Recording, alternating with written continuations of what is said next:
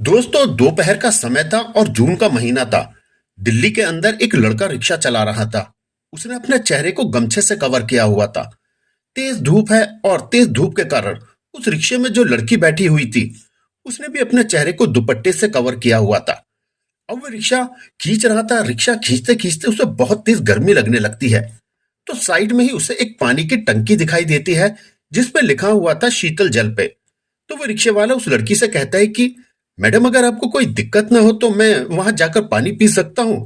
तो वो लड़की कहती है कि ठीक है, कोई परेशानी नहीं है, तुम वहां जाकर पानी पी सकते हो। इसके बाद वो रिक्शे वाला रिक्शे से उतरता है और वहां जाकर अपना गमछा चेहरे से हटाता है और पानी पीने लगता है। अब जैसे ही रिक्शे में बैठी हुई लड़की उसके चेहरे को देखती है तो एकदम से ही वो हैरान और परेशान हो जाती है, और थोड़ी देखने में परेशान भी और दुखी भी लगती है। इसके बाद वो लड़का दोबारा से अपने गमछे को लपेटकर उस रिक्शे पर आकर बैठ जाता है और उस रिक्शे को खींचने लगता है। थोड़ी दूर आगे चलने पर वह लड़की अपने पास से एक छाता निकालती है और छाता निकालकर उस लड़के के ऊपर तान देती है। अब इसके बाद वह लड़का कहता है कि मैडम, आप परेशान बिल्कुल भी ना हो, क्योंकि हमारा तो ये रोज का काम है। रोज ऐसे ही दोपहरी में हमें तो इस तरह रिक्शा खींचना ही पड़ता है। लेकिन वो लड़की वहां पर कुछ बोलती नहीं है। वह चुपचाप उस छाते को उसके ऊपर फैलाए रखती है। जैसे ही उसकी मंजिल आती है, उसे ट्रेन में बैठना था और रेलवे स्टेशन पर जाकर जैसे ही वह लड़का रिक्शा रोकता है, तो वहां से वह लड़की उतरती है और उतरने के बाद उसके किराए के पैसे देती है और अपने चेहरे से उस दुपट्टे को हटाती है। अब जैसे ही वह लड़का उस लड़की के चेहरे को देखता है, तो एकदम से उसकी आंखों से आंसू निकलने लगते हैं। इधर जो लड़की थी, वे भी उस लड़के को देखकर फूट फूट कर रोने लगती है। अभी चारों तरफ जो लोग खड़े थे, वे भी इन दोनों को देखकर बड़े परेशान और हैरान हो जाते हैं। वे सोचने को मजबूर हो जाते हैं कि ये रिक्शे वाले को देखकर ये लड़की आखिर रो क्यों रही है, और ये रिक्शे वाला भी क्यों रो रहा है। आखिर क्या थी कहानी, क्या था ये पूरा किस्सा, पूरी घटना की सच्चाई आइए जानते हैं इस वीडियो में। वीडियो में आगे बढ़ने से पहले दोस्तों, हमारी एक आपसे छोटी सी रिक्वेस्ट रहेगी कि आप हमारी इस वीडियो को लाइक करके चैनल को सब्सक्राइब जरूर कर लें। तो दोस्तों, ये कहानी है आजमगढ़ की। आजमगढ़ जिले के अंदर एक गांव था। उस गांव के अंदर एक मुकेश नाम का लड़का रहा करता था। मुकेश का घर परिवार काफी अच्छा है। उसके पास सब कुछ, जमीन है, पैसा है, खेती बाड़ी की हर चीज है। और मुकेश एक प्राइवेट नौकरी भी किया करता है। हालांकि मुकेश का कोई भाई बहन नहीं है, सिर्फ उसके माता पिता हैं और वे उसकी अच्छी तरह से देखभाल कर रहे हैं। लड़का शादी के लायक हो गया था, तो उसके पिता को उसकी शादी की चिंता सताने लगती है। तभी उसके पास के एक रिश्ता आता है। लड़की का नाम था पूजा। पूजा जो कि पढ़ने लिखने में काफी ज्यादा होशियार थी और देखने में भी काफी ज्यादा खूबसूरत थी। पूजा के घर में कोई भाई नहीं था। पूजा की चार बहनें थी और जो पूजा थी वो सबसे बड़ी थी। पिताजी सोचते हैं कि बेटी की शादी करवा दी जाए, क्योंकि पांच बेटियां हैं और एक एक करके सभी की अगर शादी हो जाएगी तो बड़ा अच्छा रहेगा। ऐसा सोचकर वे मुकेश के पिता के पास अपनी बेटी का यानी पूजा का रिश्ता लेकर पहुंचते हैं। इधर मुकेश का पिता थे, उसे भी रिश्ता अच्छा लगता है, तो वे रिश्ते के लिए हामी भर लेते हैं। दोनों की शादी हो जाती है। जो पूजा है वो दुल्हन बनकर मुकेश के घर में आ चुकी थी। इधर मुकेश जैसे ही पहली बार पूजा को देखता है, देखते ही उसे प्यार करने लगता है, क्योंकि पूजा देखने में काफी ज्यादा खूबसूरत थी। तो वे पूजा की हर ख्वाहिश को पूरी करने की कोशिश किया करता। धीरे धीरे समय बीतता रहता है। तभी पूजा एक दिन मुकेश से कहती है कि मुकेश, मुझे आगे की पढ़ाई लिखाई करनी है और किसी बड़े मुकाम को हासिल करना है।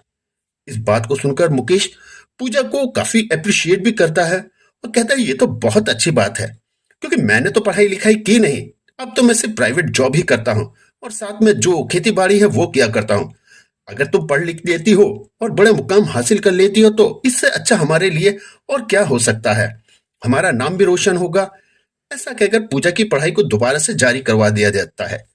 इधर जो पूजा की सास थी, वे भी पूजा पर बड़ा ही लाड प्यार बिखारा करती थी। वो लोग उसे बड़े प्यार से रखा करते, उसे पढ़ने लिखने के लिए हमेशा प्रेरित किया करते।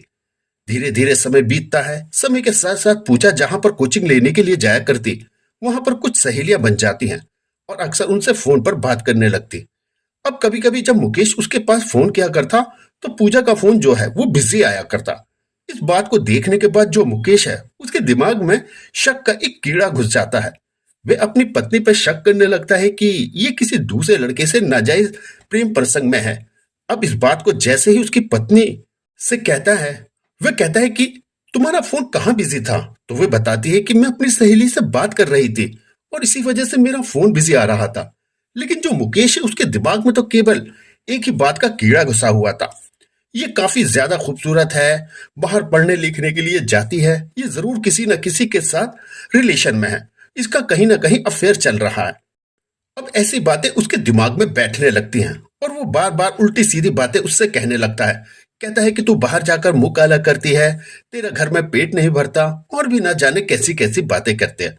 क्योंकि पूजा कहीं पर भी गलत नहीं थी, तो अपने पति से कहती है कि ऐसी कोई बात नहीं है, अगर आपको मेरी बात पे विश्वास नहीं है तो आप चाहे तो मुझे कसम दिला लो, या फिर जो भी आपको परीक्षा लेनी हो मेरी, वो परीक्षा ले सकते हो।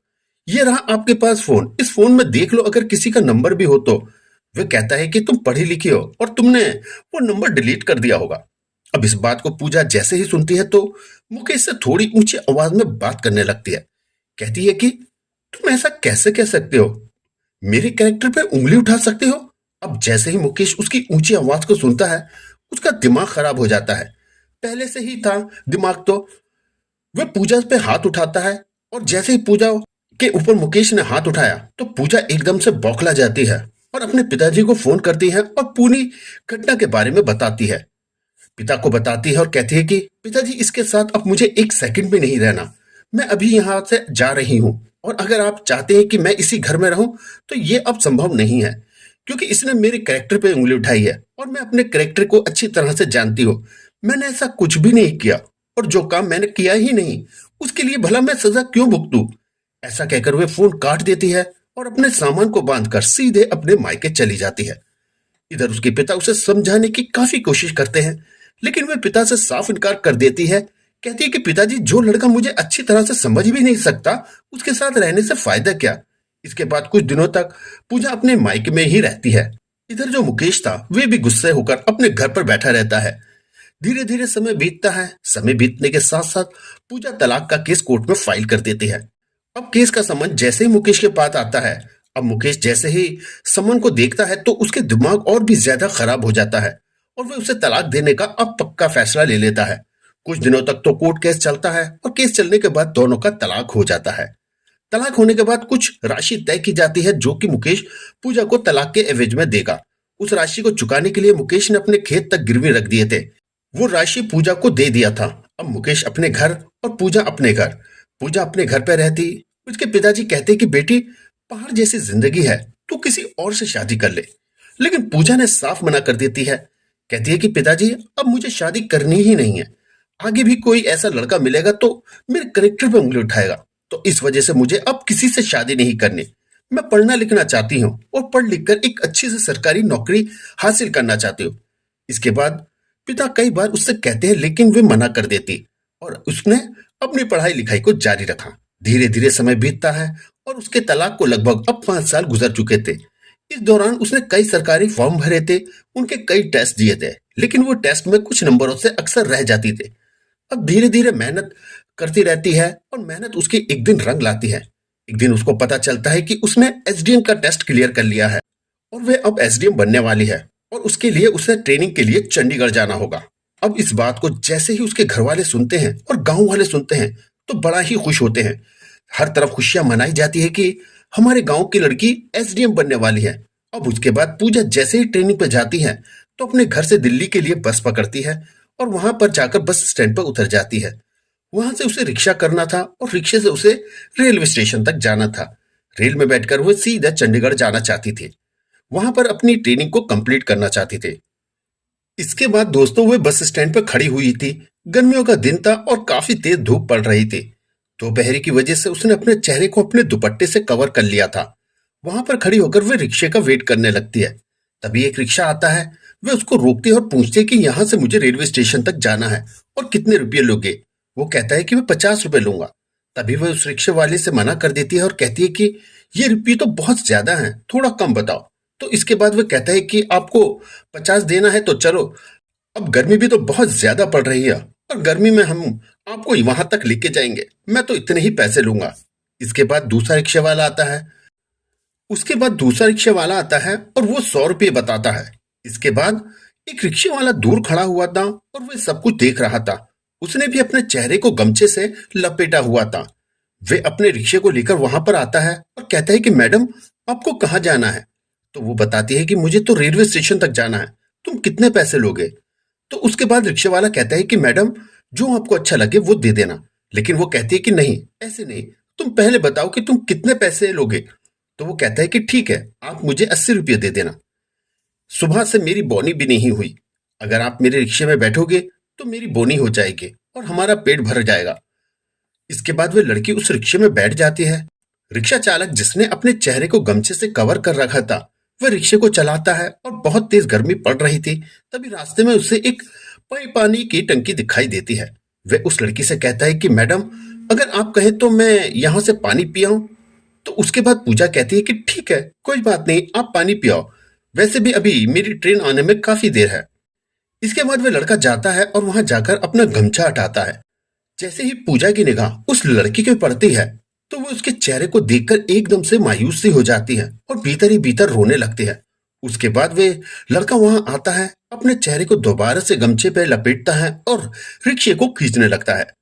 दोस्तों, वो लड़का कोई और नहीं बल्कि वही लड़का मुकेश था, जिसने उसे तलाक दे दिया था। आज वे दिल्ली में आकर रिक्शा खींच रहा था। तभी वे थोड़ी दूर आगे चलता है, तो पूजा अपने पास से छाते को निकालती है और उसके ऊपर फैला देती है। जैसे ही उसके ऊपर छाता आता है, तो उसको ठंडक सी महसूस होती है। तो वो कहता है कि मैडम, आप बिला वजह परेशान हो रही हो, हमारा तो ये रोज का काम है और रोज हमें इसी तरह से दोपहरी में रिक्शा खींचना पड़ता है। अब इसके बाद जो पूजा है, वह कुछ नहीं बोलती, क्योंकि वो अंदर ही अंदर बहुत फूट फूट कर रो रही थी। धीरे धीरे उसकी मंजिल आ जाती है, जिस स्टेशन पर उसे पहुंचना था। वहां पर जाकर उसने रिक्शे को रोक दिया था और उसके बाद फिर रिक्शे से उतरता है। तभी पूजा भी उस रिक्शे से उतरती है और उतरने के बाद उसे निकालकर 100 रुपये उसके हाथ में रख देती है। उसके बाद वे अपने चेहरे से दुपट्टा हटाती है और जैसे ही पूजा अपने चेहरे से दुपट्टा हटाती है, तो जो मुकेश था, जो अब तक रिक्शा खींच रहा था, वो उसे देखते ही एकदम से भावुक हो जाता है। उसकी आंखों से आंसू निकलने लगते हैं। जैसे ही पूजा उसकी ये हालत देखती है, तो उसकी आंखों से भी आंसू अब जोर जोर से बहने लगते हैं। चारों तरफ के लोग थे, वो इन दोनों को देखते हैं और देखते बड़े असमझ में हो जाते हैं, क्योंकि एक रिक्शा वाला और एक उसका पैसेंजर, और दोनों एक दूसरे को देखकर खड़े खड़े क्यों रो रहे हैं। आखिर चक्कर क्या है, आखिर क्या माजरा है। तभी दोस्तों जो पूजा है वो कहती है कि मुकेश, अगर तुम्हारे पास थोड़ा टाइम हो तो थोड़ी देर हम साथ बैठकर बातें कर सकते हैं। क्योंकि पूजा के दिमाग में कुछ चल रहा था कि ऐसी क्या मुसीबत आन पड़ी जो इसे यहाँ पर रिक्शा खींचना पड़ रहा है। उसके बाद मुकेश उसके साथ जाकर एक जगह बैठ जाता है।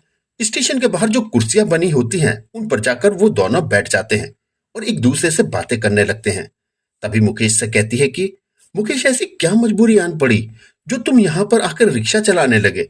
उसके बाद मुकेश कहता है कि पूजा, ये सब कुछ तुम्हारी ही देन है। तुम्हें जो तलाक में हमने रकम दी थी, उस रकम को देने के लिए मैंने अपनी जमीन को गिरवी रख दिया था, और जमीन गिरवी रखने के कारण जो मैं नौकरी किया करता था, उससे घर का जो भरण पोषण अच्छी तरह से चल रहा था। तो मैंने सोचा क्यों ना दिल्ली जाकर पैसा कमाया जाए और मैंने अपनी जमीन को छुड़ाया जाए। इस बात को सुनकर पूजा थोड़ी सी और ज्यादा परेशान हो जाती है और कुछ सोचने लगती है। तभी जो मुकेश है उससे पूछता है कि पूजा, तुम कहाँ जा रही हो, तुम यहाँ कैसे आई। और उसके बाद पूजा बताती है कि मैं एसडीएम बनने वाली हूँ, चंडीगढ़ में जाकर मुझे ट्रेनिंग करनी है और ट्रेनिंग के बाद मैं एसडीएम बन जाऊंगी। और मुकेश जैसे ही इस बात को सुनता है, तो उसे एक झटका सा लगता है। वे पूजा से माफी मांगने लगता है, कहता है कि पूजा, मुझे माफ कर दो, मुझसे बहुत बड़ी गलती हो गई। तुम्हारी तो कोई गलती भी नहीं थी और इस वजह से मैंने तुम्हें तलाक भी दे दिया। अब जब तुम मायके में रहा करती, तो उसके बाद जब मैंने जांच पड़ताल की थी, तो मुझे पता चला कि तुम सच कह रही थी और तुम्हारी सहेलियों ने भी मुझे सारी सच्चाई बता दी। लेकिन उसके कुछ दिनों बाद ही तुमने तलाक के पेपर भेज दिए थे, और जैसे ही मैंने तलाक के पेपर देखे, तो उसके बाद मुझे बहुत गुस्सा आ गया। मैं सोचने लगा कि इतनी छोटी सी बात पे भला रूठ कर कौन तलाक दिया करता है। इस अहंकार के कारण मैंने तुम्हें तलाक दे दिया था। जिस दिन से मेरा और तुम्हारा तलाक हुआ है, उसके बाद मैं हर रोज तुम्हारे बारे में ही सोचा करता हूँ और इस बात को सोच सोच कर परेशान रहता हूँ कि मैंने अपने हंसते खेलते परिवार को उजाड़ दिया। अब जब तुम्हें वैसे भी एसडीएम बन गई हो, तो तुम्हारा मेरा अब क्या होगा। लेकिन हो सके तो मुझे माफ कर देना। इसके बाद पूजा कहती है कि ठीक है, कोई बात नहीं, मैंने तुम्हें माफ किया। और वो एक पर्ची पर अपना नंबर लिखती है और कहती है कि ये लो मेरा नंबर। अगर तुम्हें कभी मुझसे बात करने की जरूरत हो या कभी ऐसा लगे कि तुम्हें मुझसे बात करनी चाहिए, तो तुम मुझसे बेझिझक फोन कर सकते हो। मैं अब इस ट्रेन से जा रही हूँ क्योंकि मुझे अपनी ट्रेनिंग कंप्लीट करनी है और बाद में तुम फोन से मुझसे बात कर लेना। उसके बाद पूजा उस ट्रेन में बैठकर दुखी मन से चंडीगढ़ पहुंच जाती है और वहां जाकर अपने रूम में जाकर आराम करने लगती है। धीरे धीरे शाम हो गई थी। शाम के समय जो मुकेश था वह पूजा के पास फोन करता है और पूजा से बात करता है और बातों बातों में ही उन दोनों को एहसास होता है कि उन दोनों ने जो किया वे बहुत ही गलत था। ऐसा उन्हें नहीं करना चाहिए था। तो पूजा मुकेश से कहती है कि मुकेश अब तुम रिक्शा मत चलाओ, तुम यहाँ पर मेरे पास चंडीगढ़ आ जाओ और मैं यहाँ पर तुम्हें एक अच्छी सी नौकरी दिला दूंगी। अब इस बात को जैसे ही मुकेश सुनता है वे उस रिक्शे को जमा करता है क्योंकि उस रिक्शे को उसे किराए पे चलाया करता था और दिन भर उसे चलाकर उससे जो पैसे कमाया करता था। मुकेश उस रिक्शे को जमा करने के बाद सीधा चंडीगढ़ पहुंचता है पूजा के पास और दोनों एक साथ ही रहने लगते हैं। इधर जो पूजा है वे भी अपनी बीती बातों को याद करती है, इधर जो मुकेश है वे भी अपनी गुजरी हुई बातों को याद करता रहता और दोनों ही अक्सर पछताते रहते कि इतनी छोटी सी बात के ऊपर हमने अपने घर को बर्बाद कर लिया। ऐसा करना बिल्कुल भी सही नहीं था। तो अचानक से दोनों एक दूसरे से कह देते हैं कि हम दोनों को अब शादी कर लेनी चाहिए। उसके बाद पूजा और मुकेश एक मंदिर में जाकर एक दूसरे से शादी कर लेते हैं और शादी करने के बाद वे दोनों अपने अपने घर वालों को बता देते हैं कि हम दोनों ने दोबारा से शादी कर ली और हम दोनों एक दूसरे के साथ अब मिलजुल कर रहेंगे। उसके बाद पूजा की पोस्टिंग हो जाती है और पोस्टिंग होने के बाद पूजा मुकेश के साथ हंसी खुशी रहा करती है। अब कुछ दिनों बाद उन्हें एक बच्चा भी होता है और उस बच्चे को लेकर वे लोग दोबारा अपने गांव जाते हैं और वहां जाकर जो भी इस बात को सुनता वे बड़ा खुश होता क्योंकि आखिरकार उन दोनों ने अपना घर दोबारा से बसा लिया था। अब पूजा अच्छे सा पैसा कमाती और पैसा कमाने के बाद अपनी चारों बहनों की शादी बड़ी धूमधाम से करती है।